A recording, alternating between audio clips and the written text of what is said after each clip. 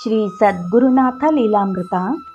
ಸ್ವಾತ್ಮಾರಾಮಂ ನಿಜಾನಂದಂ ಶೋಕಮೋಹ ವಿವರ್ಜಿತಂ ಸ್ಮರಾಮಿ ಮನಸಾ ನಿತ್ಯಂ ವೆಂಕಟಾಚಲ ದೇಶಿಕಂ.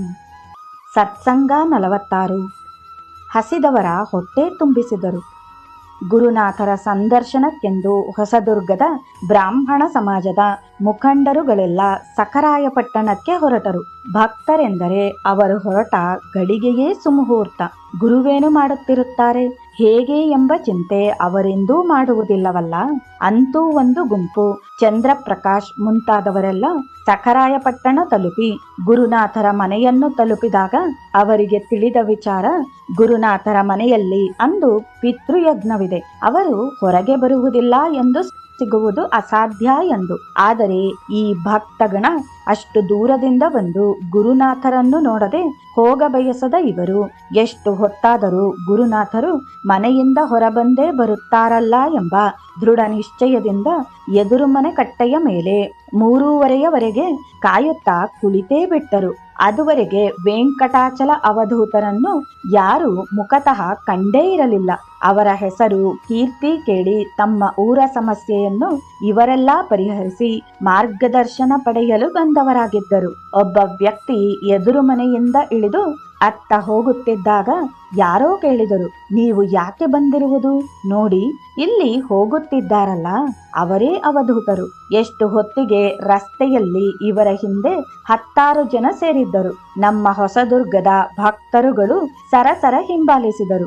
ಗುರುನಾಥರು ಮುಂದೆ ನಡೆದು ಅರಳಿಕಟ್ಟೆಯ ಮೇಲೆ ಕುಳಿತುಕೊಂಡರು. ಕೆಲವೇ ಕ್ಷಣಗಳಲ್ಲಿ ಇರುವೆ ಬೆಲ್ಲಕ್ಕೆ ಮೊತ್ತುವಂತೆ ಜನ ಬಂದು ಮುತ್ತಿದ್ದರು. ಅಲ್ಲೇ ರಸ್ತೆಯಲ್ಲೇ ಎಲ್ಲಾ ಕುಳಿತರು. ಸುಮಾರು 45 ಜನರಾದರು. ಅದ್ಯಾರೋ ಒಂದು ಬಕೆಟ್ ತುಂಬಾ ಇಡ್ಲಿ ಚಟ್ನಿ ತಂದರು. ಎಲ್ಲರಿಗೂ ಕೈಗೆ ಇಡ್ಲಿ ಚಟ್ನಿ ಇಟ್ಟರು. ಬಂದವರು ತಿನ್ನುತ್ತಿದ್ದರು. ಮತ್ತಾರೋ ಒಂದು ಪೇಪರ್ ನೀಡಿ ಅವಲಕ್ಕಿಯನ್ನು ಹಂಚುತ್ತಿದ್ದರು. ಇನ್ನಾರೋ ಬಂದು ಮತ್ತೇನನ್ನೋ ನೀಡಿದರು. ಕೈ ತೊಳೆಯಲು ನೀರೆಲ್ಲಿ? ಅಂತೂ ಎಲ್ಲರ ಹೊಟ್ಟೆ ತುಂಬಿತ್ತು. ಆಗ ತಾನೇ ಹಿರಿಯರ ಕಾರ್ಯ ಮುಗಿಸಿ ಬಂದಿದ್ದ ಗುರುನಾಥರು ತಮಗಾಗಿ ಕಾದಿದ್ದ ಎಲ್ಲಾ ಜನರ ಹಸಿವನ್ನು ಹೀಗೆ ತೀರಿಸಿ ಅಭ್ಯಾಗತ ಸ್ವಯಂ ವಿಷ್ಣು ಎಂದು ಎಲ್ಲರ ಮೂಲಭೂತವಾದ ಜಠರಾಗ್ನಿಯನ್ನು ಶಮನಗೊಳಿಸಿದರು. ಎಲ್ಲಾ ಬಲ್ಲ ಗುರುನಾಥರಿಗೆ ತಿಳಿಯದದ್ದು ಏನಿದೆ?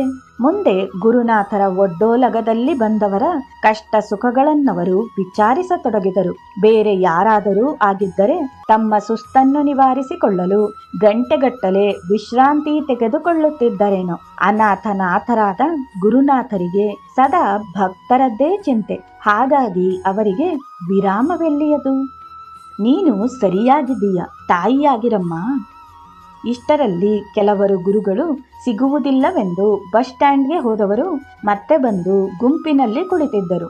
ಆ ಗುಂಪಿನಲ್ಲಿದ್ದ ವಯಸ್ಸಾದ ಅಜ್ಜಿಯೊಬ್ಬರು ಪದೇ ಪದೇ ಎದ್ದು ನಿಲ್ಲುತ್ತಿದ್ದುದನ್ನು ನೋಡಿ ಗುರುನಾಥರು ಕೂತುಕೊಳ್ಳಮ್ಮ, ಏನು ಅವಸರ ಎಂದರು. ಇಲ್ಲ ಸ್ವಾಮಿ, ನಾನು ಬೇಗ ಹೋಗಬೇಕು ಎಂದಾಗ ಗುರುನಾಥರು ತಮಾಷೆ ಮಾಡುತ್ತಾ, ಎಲ್ಲಾ ಹೋಗೋರೇ ಕಣಮ್ಮ, ನಿನಗೆ 65 ಆಗಿದೆಯಲ್ಲ, ಈ ದೇಹ ನೋಡು, ನಿನಗೂ ಅಷ್ಟೇ ಆಗಿದೆ. ಎಲ್ಲಾ ಹೋಗೋರೇ ಅಂದರು ಮಾರ್ಮಿಕವಾಗಿ. ಅಜ್ಜಿ ತನ್ನ ದೂರನ್ನು ಪ್ರಾರಂಭಿಸಿ ತನ್ನ ಸೊಸೆಯ ದೋಷಗಳ ಪಟ್ಟಿ ಮಾಡುತ್ತಾ, ನೀವು ಅವಳಿಗೆ ಬುದ್ಧಿ ಕೊಡಪ್ಪ ಎಂದು ಬೇಡಿದಳು. ಎಲ್ಲವನ್ನು ಪ್ರಶಾಂತವಾಗಿ ಕೇಳಿದ ಗುರುನಾಥರು, ಅಜ್ಜಿ, ನಿನ್ನ ಸೊಸೆಯನ್ನು ತೆಗಳುತ್ತೀಯಲ್ಲ, ಅತ್ತೆಯಾಗಿ ನೋಡಬೇಡ, ತಾಯಿಯಾಗಿ ಪ್ರೀತಿಯಿಂದ ನೋಡ್ಕೊ. ಸಣ್ಣವಳಲ್ಲವಾ, ಸರಿಯಾಗುತ್ತಾಳೆ. ದೊಡ್ಡವರು ಸಣ್ಣವರ ತಪ್ಪನ್ನು ಮನ್ನಿಸಬೇಕು. ಯಾರು ಏನು 100% ಸರಿಯಾಗಿರ್ತಾರಾ ಎಂದು ಬುದ್ಧಿವಾದ ಹೇಳಿದರು ಗುರುನಾಥರು. ಆದರೆ ಅಜ್ಜಿ, ತಾನು ಸರಿಯಾಗಿದ್ದೇನೆ, ನಾನೇನು ತಪ್ಪೇ ಮಾಡಿಲ್ಲ, ನೀವು ಅವಳಿಗೆ ಬುದ್ಧಿ ಕೊಡಿ ಎಂದು ಹಠ ಹಿಡಿದಾಗ ಗುರುನಾಥರು ಅಜ್ಜಿಯನ್ನು ಬಳಿಗೆ ಕರೆದು ಅವಳ ಹಣೆಯ ಮೇಲೆ ಕೈಯಿಟ್ಟು 2 ನಿಮಿಷಗಳ ನಂತರ, ಅಲ್ಲಮ್ಮ, ನೀನು ನಿನ್ನ 19ನೆಯ ವಯಸ್ಸಿನಲ್ಲಿ ಯಾರದ್ದೋ ಜೊತೆ ಓಡಿ ಹೋಗಿದ್ದೀಯಲ್ಲ, ನೀನೇನು ತಪ್ಪೇ ಮಾಡಿಲ್ಲವಾ? ಆಮೇಲೆ ನಿಮ್ಮವರು ನಿನ್ನ ಒಪ್ಪಿಕೊಂಡು ಜೊತೆಗಿರಲಿಲ್ಲವಾ? ಇಷ್ಟೇ ಸಾಕು, ಇನ್ನು ಹೇಳಲ್ಲ ಎಂದಾಗ ಅಜ್ಜಿ ಬೆವರ ಹೋದರಂತೆ. ಗುರುನಾಥರ ಕಾಲಿಗೆ ಬಿದ್ದು, ಅಪ್ಪ, ತಪ್ಪಾಯ್ತಪ್ಪ, ಕ್ಷಮಿಸು.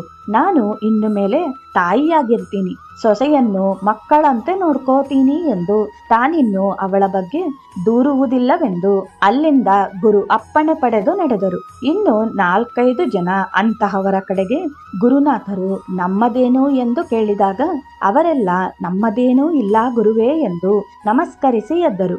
ಗುರುನಾಥರು ಯಾರಿಗೋ ಹೇಳಿ ಆ ಅಜ್ಜಿ ಮತ್ತು ಅವರ ಸಂಗಡಿಗರನ್ನು ಕಾರಿನಲ್ಲಿ ಬಸ್ ಸ್ಟ್ಯಾಂಡ್ಗೆ ಬಿಡಿಸಿ ಊರಿಗೆ ಬೇಕಾದ ಚಾರ್ಜನ್ನು ಕೊಡಿಸಿ ಕಳಿಸಿದರು.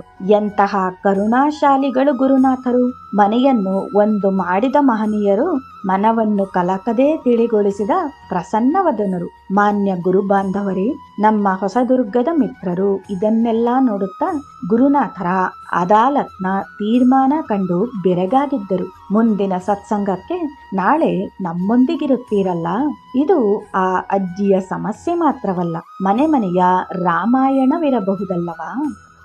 ಓಂ ನಮೋ ಭಗವತೆ ಸದ್ಗುರು ಶ್ರೀ ವೆಂಕಟಾಚಲ ಅವಧೂತ ಗುರುನಾಥಾಯ ನಮಃ.